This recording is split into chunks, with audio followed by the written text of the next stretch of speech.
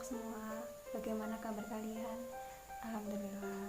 Baik, sebelum memulai pembelajaran pada pagi hari ini, marilah kita berdoa menurut kepercayaan masing-masing terlebih dahulu. Berdoa dimulai. Berdoa selesai. Sebelum masuk kepada penjelasan materi hari ini, Ibu akan mengisi daftar hadiah terlebih dahulu ya.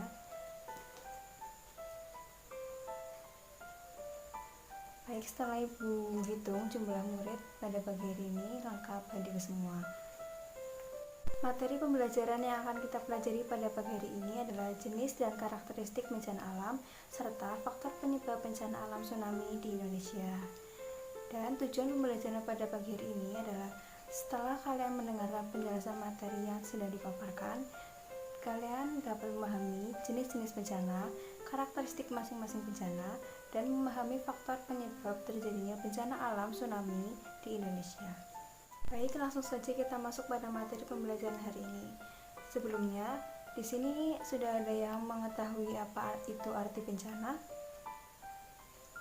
Ya, betul sekali. Bencana itu adalah rangkaian peristiwa atau serangkaian peristiwa yang mengganggu kehidupan serta penghidupan masyarakat, baik itu disebabkan oleh faktor alam, faktor non-alam, dan faktor sosial yang mengakibatkan timbulnya korban jiwa, gangguan psikologis, serta kerugian harta benda.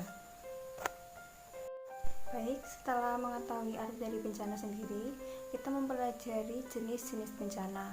Bencana sendiri terbagi menjadi 3 jenis. Yang pertama itu bencana alam, yang kedua bencana non-alam, dan yang ketiga bencana sosial.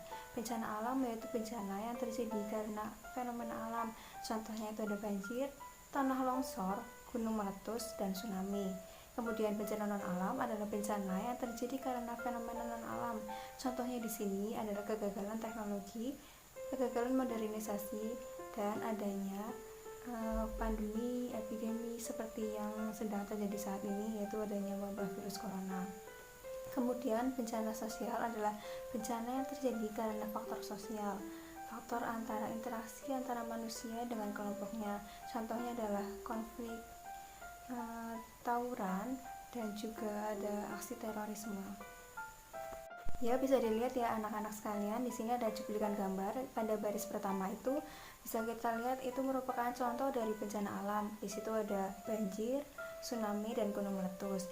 Nah, yang di baris bawahnya itu adalah contoh dari bencana non alam, adanya virus, adanya kegagalan teknologi, dan kegagalan modernisasi. Kemudian selanjutnya ini adalah contoh dari adanya bencana sosial, yaitu adanya aksi demo, dan juga ini ada aksi terorisme. Setelah kita memahami jenis-jenis bencana, kemudian kita akan mempelajari karakteristik masing-masing bencana alam. Ya, masing-masing bencana alam memiliki karakteristik sendiri-sendiri ya. Yang pertama, kita akan mempelajari tentang karakteristik bencana alam gempa bumi. Ya, bisa kita rasakan saat gempa bumi, tanah yang kita pijak ini seperti bergetar. Jadi saat gempa, tanah ini bergetar. Kemudian datangnya gempa bumi tidak dapat diprediksi serta tidak dapat dicegah terjadinya. Kemudian lokasi terjadinya gempa bumi juga pada lokasi tertentu. Kemudian bencana alam gempa bumi ini sendiri menimbulkan dampak langsung dan tidak langsung bagi masyarakat. Ya, selanjutnya kita akan mempelajari karakteristik bencana alam gunung meletus. Gunung meletus ini dapat menimbulkan dampak langsung dan dampak tidak langsung. Dampak langsungnya itu contohnya seperti hujan abu, serta aliran lava dan lahar dingin.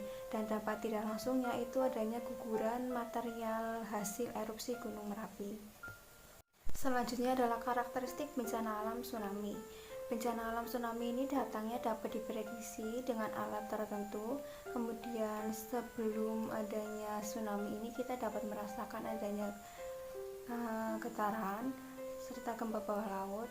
Kemudian saat terjadi tsunami ini terdapat ombak yang tinggi dengan arah dan panjang yang tidak dapat diprediksi juga.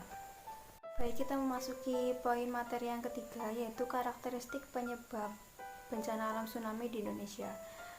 Indonesia, negara kepulauan dengan sejuta keindahan yang menyandang gelar Zamrud Khatulistiwa. Di balik keindahannya, ia pun menyimpan teka-teki yang mendebarkan sepanjang masa.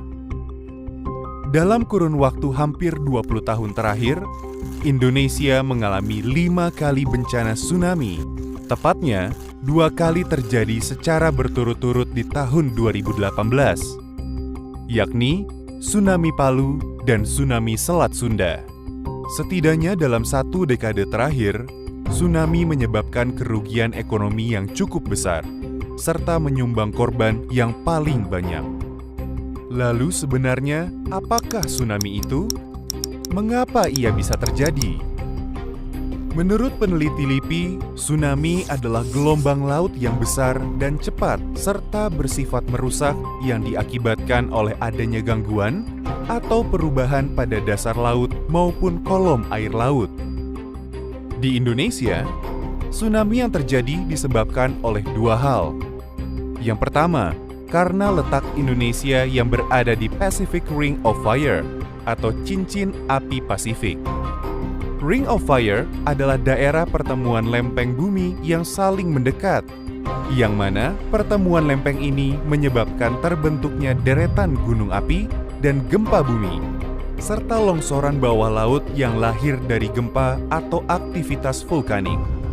Penyebab tsunami yang kedua adalah jatuhnya meteor ke bumi, yang berpotensi menghasilkan tsunami dengan kekuatan yang besar. Namun penyebab kedua ini kemungkinannya masih sangat kecil terjadi. Tsunami bisa terbentuk karena aktivitas vulkanik gunung api yang berasal dari longsoran material dan piroklastik yang meluncur ke laut. Piroklastik adalah material dari dalam hasil letusan yang mengalir menuruni gunung api dengan cepat.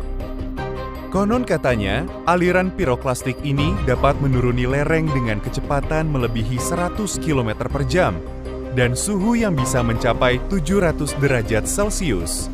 Di samping itu, lateral blast juga bisa menjadi penyebabnya, yakni tekanan tenaga meletusnya gunung ke air laut. Berikut adalah daftar gunung berapi berpotensi tsunami yang masih aktif hingga saat ini. Gempa bumi yang sering terjadi di Indonesia pada dasarnya diakibatkan oleh lempeng kerak bumi yang terus bergerak secara perlahan, yang disebut dengan lempeng tektonik. Mengapa lempeng bumi terus bergerak? Lempeng terus bergerak karena adanya arus konveksi dari panas inti bumi, yang mana panas tersebut dapat menembus hingga lempeng-lempeng di muka bumi. Ada 3 jenis pergerakan lempeng, yakni saling menjauh, saling mendekat, dan berpapasan. Indonesia terletak di zona di mana pergerakan lempengnya saling mendekat, atau disebut dengan zona subduksi. Terdapat 3 lempeng besar yang saling mendekat, yaitu lempeng Indo-Australia, lempeng Eurasia, dan lempeng Pasifik. Pergerakan lempeng yang secara terus-menerus ini melahirkan hampir 300 patahan, atau sesar aktif di seluruh Indonesia. Dari sinilah, jika terjadi gempa tektonik di bawah laut dengan magnitud yang kuat, maka peluang tsunami terbentuk akan semakin besar. Ketika sesar ini mengalami gempa, ia bisa memicu pergerakan gelombang air laut, sehingga menyebabkan perpindahan volume air secara besar-besaran menuju daratan yang dekat dengan pusat gempa. Gempa bumi dan tsunami memang tidak bisa dipisahkan dari Indonesia. Tanpa adanya kejadian alam tersebut, bumi pun tak akan hidup.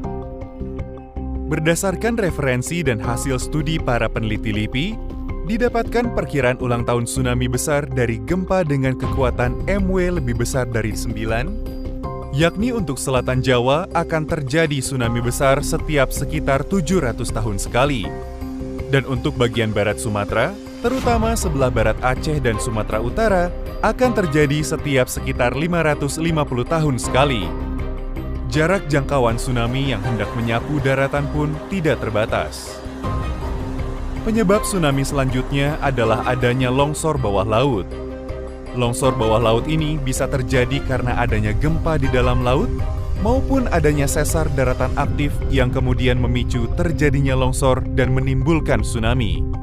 Alam tsunami di Indonesia dapat terjadi karena adanya letusan gunung api bawah laut.